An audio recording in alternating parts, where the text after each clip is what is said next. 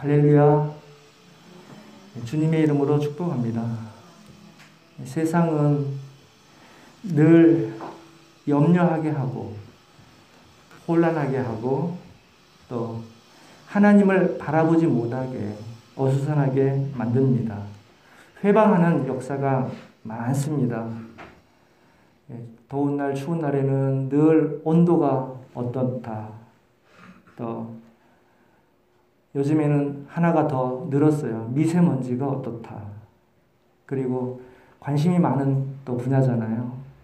경제지표, 환율이 또 주가가 올랐다 내렸다. 그런 것들에 우리의 주의를 하나님으로부터 빼앗게 하고자 세상이 그렇게 흘러갑니다. 요즘에는 한 가지가 더 늘었어요. 확진자 숫자입니다. 확진자 숫자가 늘 매일마다 얼마다. 길게 보면 거기서 거기에요. 그러니까 아예 그러려니 하고 내가 할 수 있는 부분을 잘 준비하면서 가는 지혜가 필요한 줄 믿습니다. 이러한 세상 혼란과 어수선함 속에서도 하나님께서 사랑하시는 자녀, 주의 백성들에게는 여전히 사랑하시고 인도하시고 또 믿지 않는 자들에게도 하나님께로 돌아올 수 있는 은혜를 비추고 계심을 믿습니다. 하나님께서 여전히 우리를 인내하시며 사랑하시듯 오늘도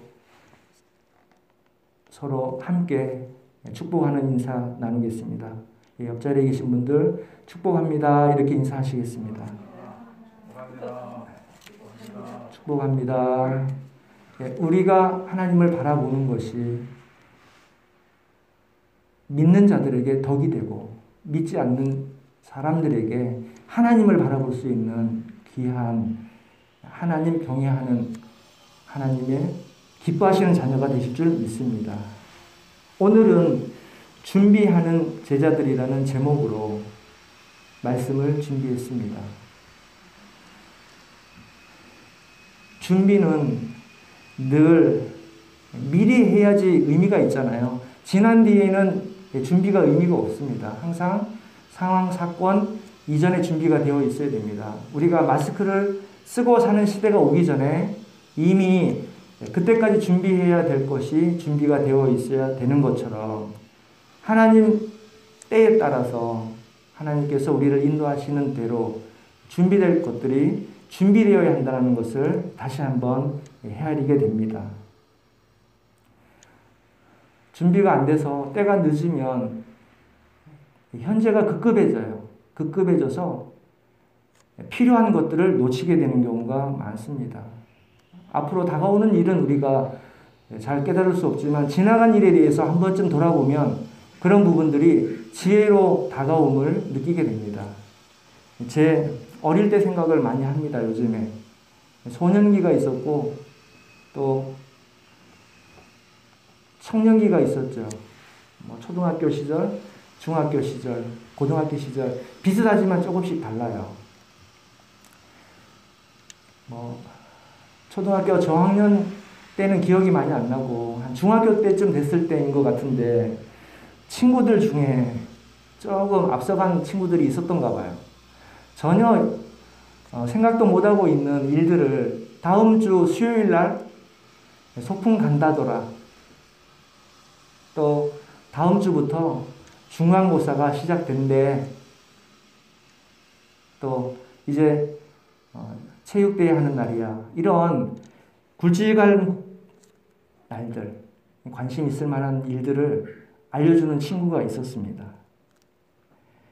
지금 생각해 보니까 코앞만 보고 가는 선생님 말씀을 잘 들어보려고 애쓰는 범생이들한테는 그러한 일들이 굉장히 유익했던 그러한 일들로 여겨졌습니다. 그런 것들이 준비하는 거지 않습니까?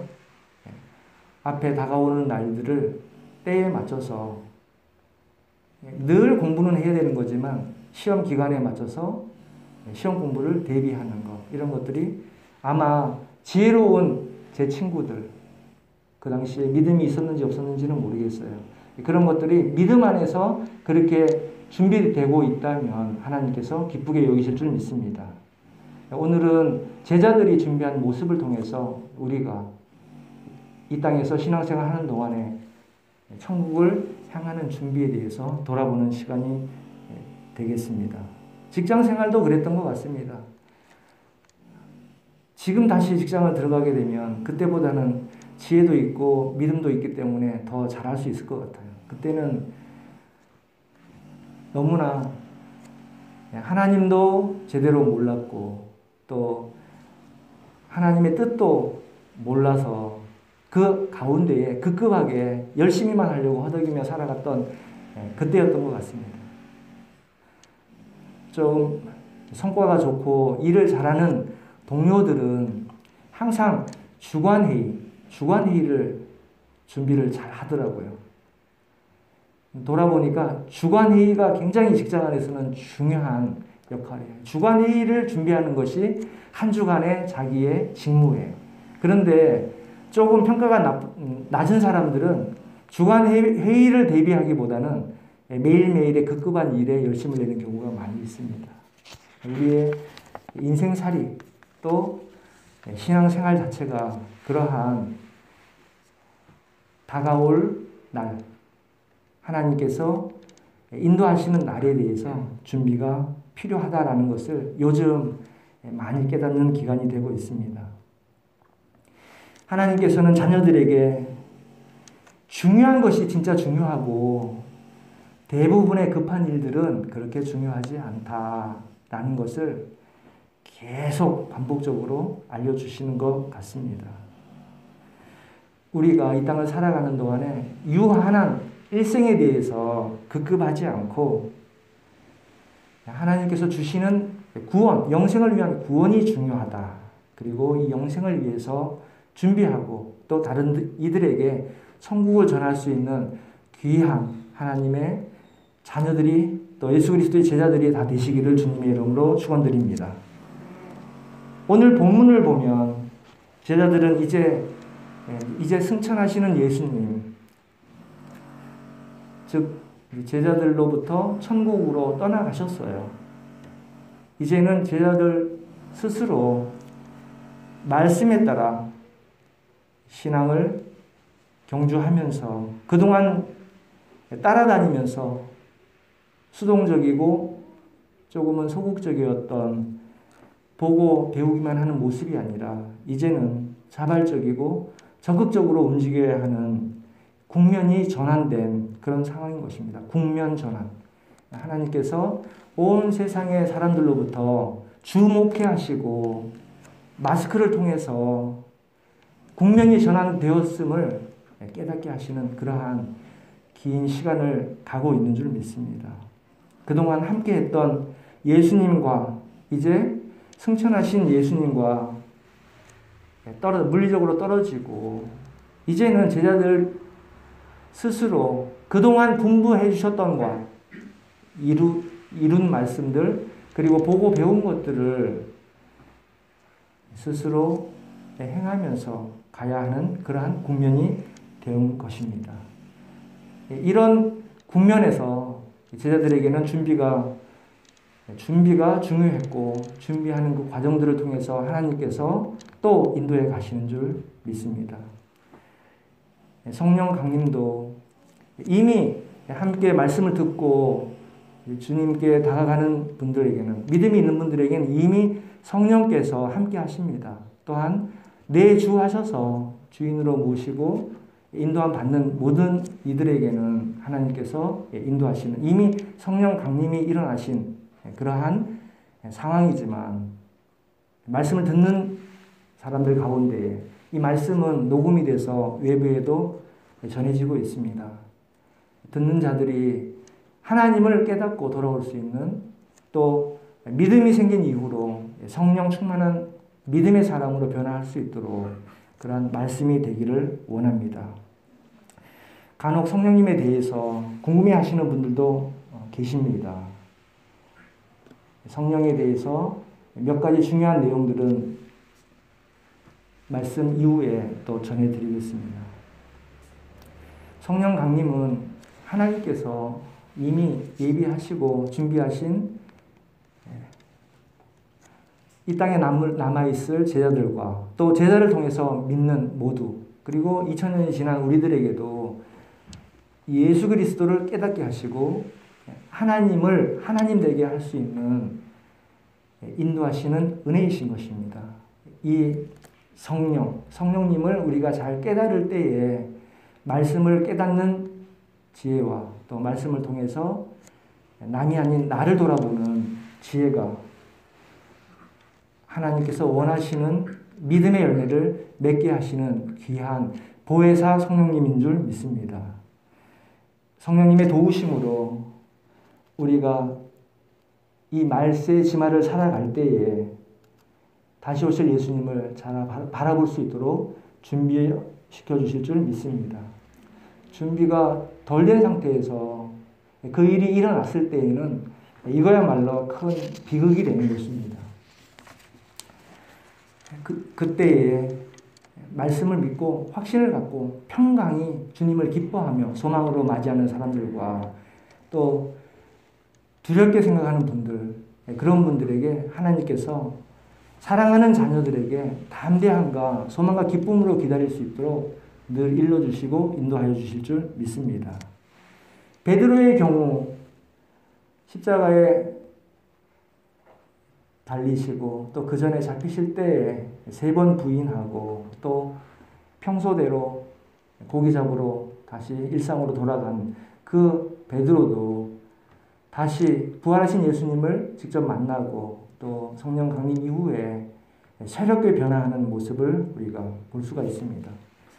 그 이전에도 성령께서 역사하셨지만 성령 강림 이후에 성령을 내 심령에 모심으로 부활하신 예수 그리스도와 연합되었기 때문인 것으로 믿습니다.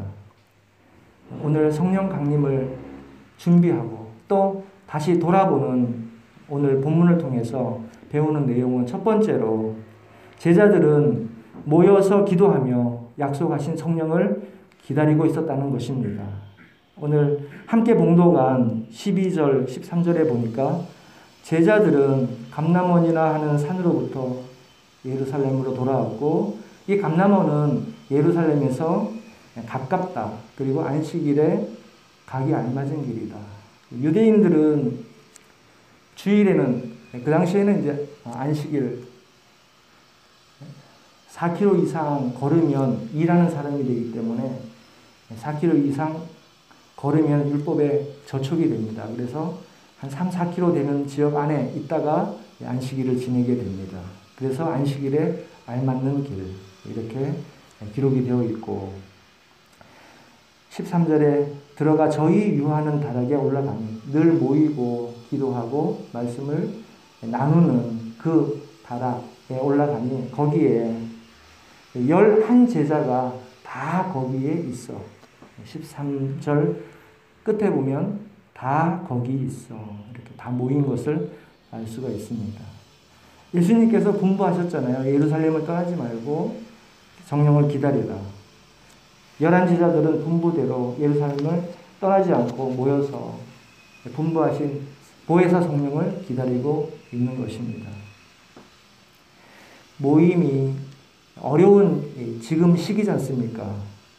이 같은 시대에 그럼에도 불구하고 모임은 중요합니다. 이것을 상기하고 모임에 힘쓰는 성도님들 되시기를 축원드립니다.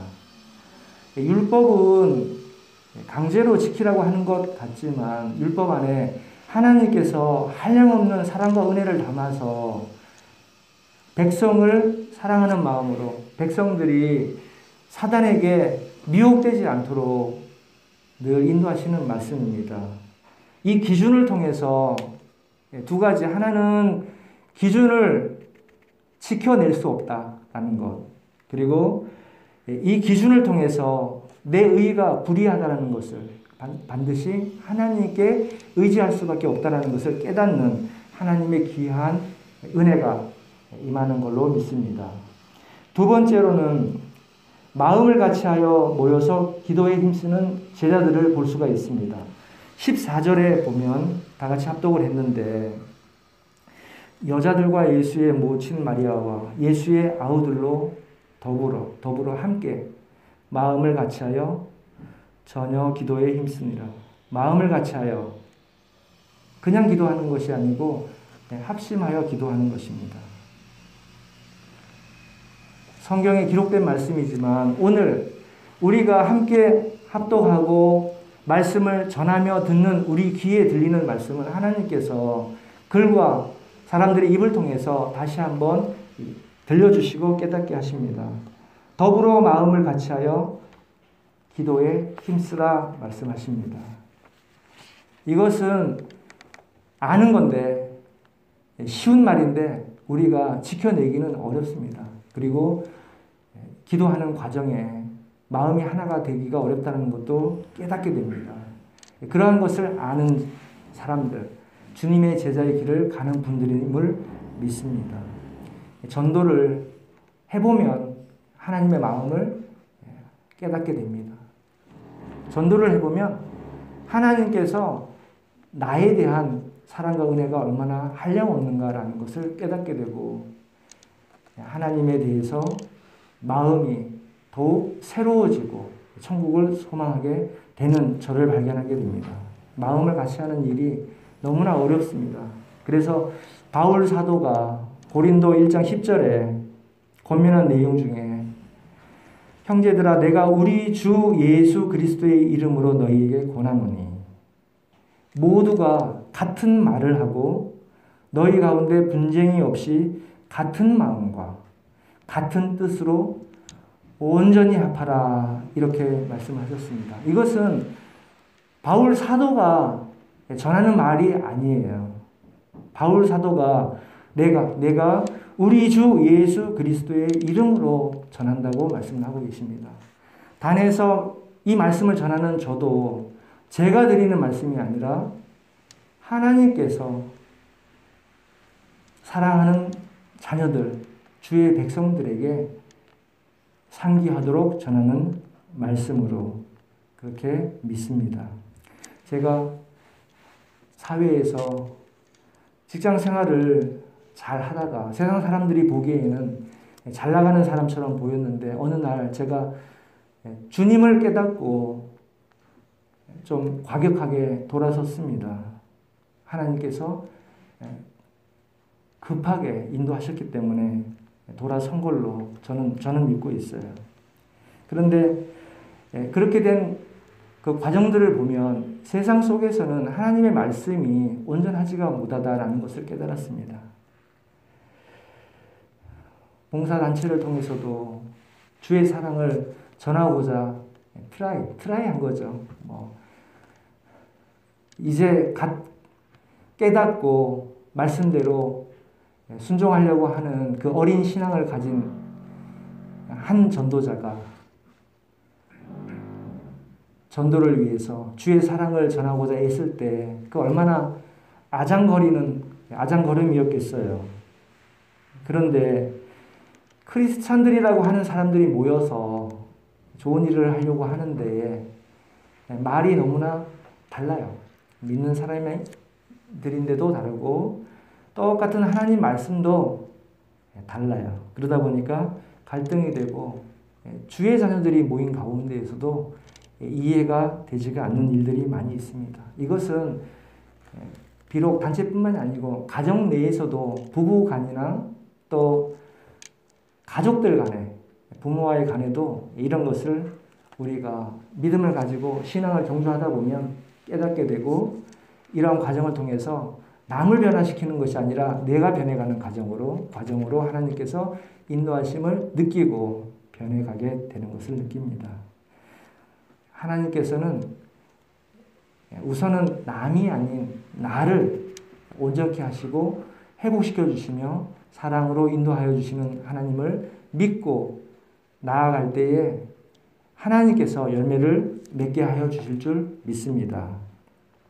같은 말, 같은 마음, 같은 뜻 온전히 합하려면 이것은 하나님의 말씀에 온전히 순종하는 나부터 시작해야 되는 것을 깨닫게 됩니다. 너무나 부족해요. 그러다 보니까 의지할 수밖에 없고 내 안에 하나님이 원하시는 사랑을 전해줄 수가 없는 연약하고 부족한 죄인임을 늘 고백하게 됩니다. 그럼에도 불구하고 하나님께서는 그러한 방향을 바라보며 소망을 가지고 나아가도록 인도하시는 그러한 은혜를 주시는 하나님인 것을 깨닫게 됩니다. 우리 교회가 이런 교회가 되고 또 이러한 믿음의 지체들로 하나님께서 인도해 주시기를 소망합니다.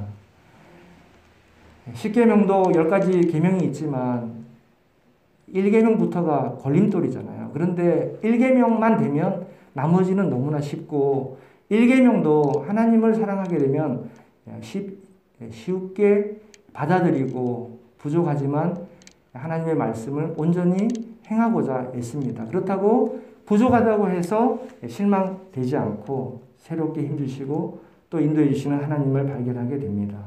1계명이 하나님의 다른 신을 나 외의 다른 신을 섬기지 말라고 했는데 여기에도 의미가 굉장히 깊은 의미가 있어요. 다른 신이라고 하면 하나님 말고 또 다른 신이 있는 것처럼 여겨지지 않았습니까? 여기에서 히브리 원어에서는 다른 신이라는 개념이 헛된 신이에요. 헛된 신. 하나님 외에는 헛된 신입니다. 그게 미신이고 우상이고 그런 것입니다. 마음을 같이하여 기도에 힘쓸 때 주님께서 도와주실 줄 믿고 오직 성령의 인도하심 따라 나아갈 수 있는 귀한 주찬양교회 또 말씀을 듣는 모두가 되시기를 축원드립니다. 세 번째로는 성령 강림 후 내주하시는 성령에 대해서 함께 생각해보는 시간입니다. 이제까지 성령에 대해서 성령의 인도하심 따라 여기까지 왔는데 또 성령 충만을 바라라, 강림을 고대하라 라고 할 때에 그러면 과연 오순절 마가의 다락방 이전에는 성령이 계시지 않았는가? 또 성령께서 역사하지 않았는가? 이런 의문점이 들 수가 있습니다. 예수님과 함께 했을 때에도 예수님께서 또 친히 일러주셨습니다. 성령에 대해서 언급을 했습니다. 그리고 예수님 자신도 광야에서 시험 받으실 때에 그리고 예수님께서 성전의 아기 때에 부모의 품에 이렇게 안겨서 성전에 들어올 때가 있었습니다. 그때 말씀해 보면 성령께서 함께 하심을 볼 수가 있습니다. 엘리사벳 사가랴도 성령 충만함을 입어서 주의 뜻을 기다리고 있던 사람들입니다. 시므온도 성령의 지시를 받고자 기다리고 있었던 사람입니다. 성전에서. 제자들이 귀신을 쫓아내고 또 70인 그 제자들이 귀신을 쫓아냈을 때에 성령께서 역사하신 것들입니다. 그리고 훨씬 이전에 구약에서는 삼위의 하나님께서 우리가 우리의 형상을 따라서 우리의 모양대로 우리가 사람을 만들고라고 하는 그 말씀이 있죠. 1장 26절에 있는 말씀인데 그때 우리가 삼위의 하나님이라는 사실은 우리가 잘 알고 있습니다. 그리고 또 창세기 1장 1절에서 천지를 창조하셨는데 2절에 하나님의 신은 수면에 운행하시느라 이렇게 말씀이 되어 있습니다. 창세기 초부터 하나님의 신 성령께서 삼위의 하나님으로서 함께 하심을 우리가 알 수가 있고 그리고 더 우리를 깨닫게 하시면 창세 전에 삼위의 하나님께서 함께 계셨다는 것을 믿을 수가 있게 됩니다. 그리고 창세기 6장에 가면 이제 아담은 타락하고 가인은 쫓겨나고 이후에 셋으로부터 이제 노아까지 많은 사람들로 번성한 때가 이르는데 그때에 이제 방주를 짓기 이전에 하나님께서 6장 3절인데 나의 신이 영원히 사람과 함께하지 아니하리니 이렇게 말씀하셨습니다. 이때 이후로는 이제 성령의 역사가 떨어지게 돼 있는 타락으로 인해서 사람과 땅과 하나님과의 관계가 새로운 국면이 된 것입니다.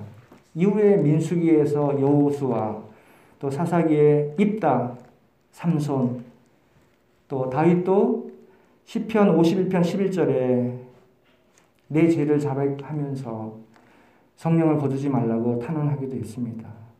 이렇게 성령님께서는 여호와의 영, 주의 영, 지혜의 영, 여호와를 경외하는 영, 그리고 요한복음에 오면 진리로 인도하는 영, 진리의 영이라고 말씀을 하십니다. 구약 시대에서부터 예수님이 계시는 시대, 그리고 또 이제 승천하신 이후에도 지속적으로 임하시고 거하시고 성령을 부어주시고 인도하시는 역사를 주관해 가시는 것을 알 수가 있습니다.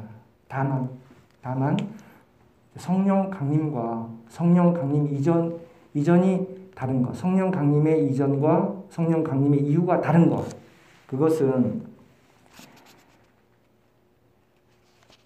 성령께서 임하셨다가 다시 떠나가시는 것, 그리고 성령 강림 이후에는 언제나 믿는 자와 함께 하시는 것, 내주하시는 것, 그 차이입니다.